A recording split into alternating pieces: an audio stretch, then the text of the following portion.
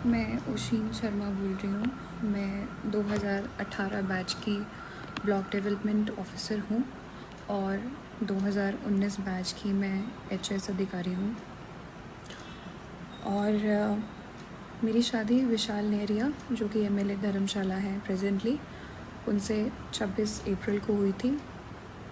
और ये शादी हम दोनों की रज़ामंदी से हुई थी, लेकिन आज की डेट में वो मुझे फ़िज़िकली, इमोशनली अब्यूज़ करते हैं, मेरा शोषण करते हैं, मुझे इमोशनल ब्लैकमेलिंग करते हैं, मेंटल टॉर्चर करते हैं।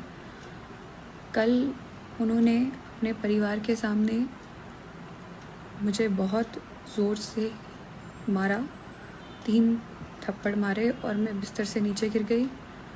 और उन्होंने अपने माँ बाप को बुलाते हुए ये कहा कि आप ये देखिए, मैंने इसको मारा है और अब किस्सा ख़त्म करते हैं। मैं आपको कल मैंने खुद को सेव करने के लिए कुछ फ़ोटोज़ ली हैं। आप देख सकते हैं कि उनकी उंगलियों के निशान मेरे चेहरे पे हैं और मेरे पूरे फेस में बहुत ज़्यादा पेन है। मैंने खुद को बचाने के लिए खुद को कमरे में बंद किया और अपने पेरेंट्स को उसी समय कॉल किया और वो लोग मुझे वहाँ से ले गए।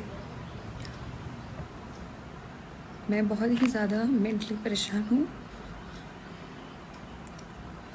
क्योंकि कॉलेज में हम लोग साथ थे, लेकिन उसके बाद इन्हीं हरकतों की वजह से, क्योंकि कॉलेज में भी ये मुझे मारते थे, मैंने इन्हें छोड़ा और मैंने अपनी ज़िंदगी में आगे बढ़ी।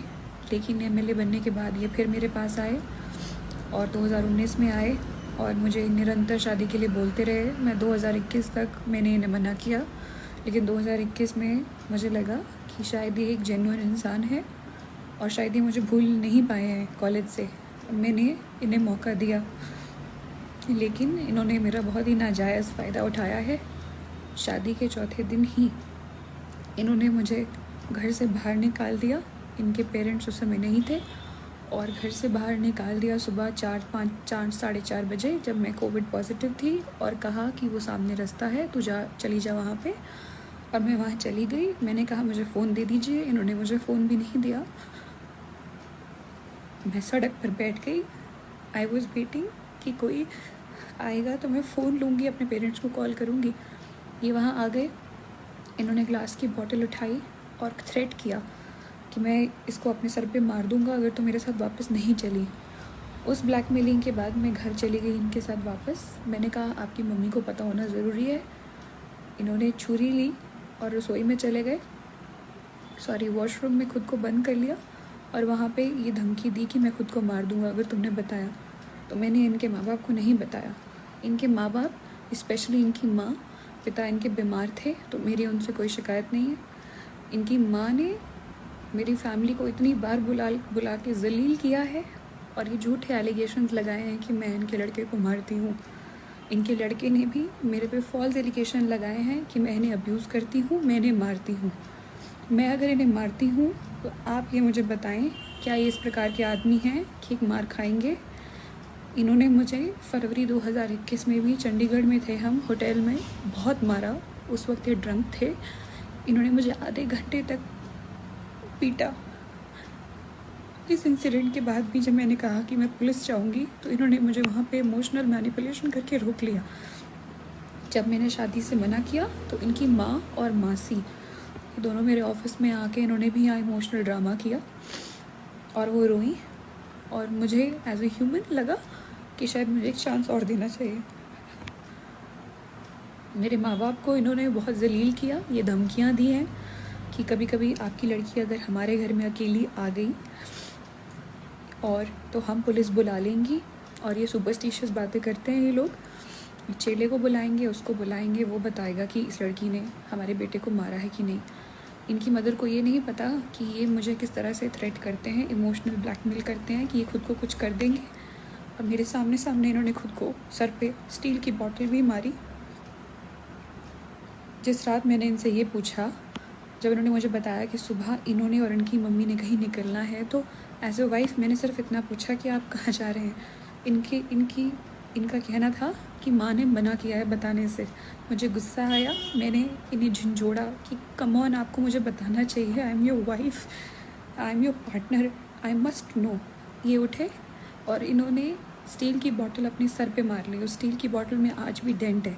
बाद में ये मुझ में एलिगेशन लगाएगी कि मैं इन्हें अब्यूज़ करती हूँ और मैं इन्हें मारती हूँ। इनकी माँ ने ये तक मेरी माँ को फ़ोन करके बोला है कि आपकी लड़की हमारे लड़के को मरने पे मजबूर कर देगी। मेरा ये वीडियो बनाने का एकमात्र ये मकसद है कि मैं सबसे, पुलिस से और सभी से सिर्फ अपने अपने परिवार की सेफ्टी चाहती हूँ। और अगर इन्हें कुछ भी होता है तो I am not held responsible for that, I should not be held responsible for it. ये लोग कोई किसी भी प्रकार का एलिगेशन लगा सकते हैं। Vishal has been forcing me to have a kid. I have told him numerous times that he is not mentally fit to be a father, and he has been forcing me. He doesn't allow me to have a contraceptive also, and मैंने पूरी कोशिश की है कि मैं pregnant ना हूँ इस स्टेज पे, और मैंने खुद को बचाया है। और इसने मुझसे इसी बात पे बहुत बार झगड़ा किया है, ब्लैकमेलिंग की है कि मैं कभी नदी में कूद जाऊँगा, मैं ये करूँगा, मैं वो करूँगा। ये सब इंसिडेंट कल आके ख़त्म हुए जब इन्होंने मुझ पे हाथ उठा के मुझे नीचे फेंक दिया और अपने माँ बाप को बुला लिया कि मैंने इसे मारा है। मैं अपना सारा सामान लेके अपने माँ बाप के साथ रहत आ चुकी हूँ। आज से पूरे 5 दिन बाद मेरी ट्रेनिंग है हिब्बा में 1 जुलाई से। मेरा ये वीडियो बनाने का बस ये मकसद है कि मेरे पे कल को इस प्रकार की कोई एलिगेशन ना लगे, और जिस तरह की मेंटल एगनी और हैरेसमेंट मेरे साथ हुई है वो फ्यूचर में किसी और औरत के साथ ना हो। Being a woman and being a civil servant, बस मेरी यही रिक्वेस्ट है।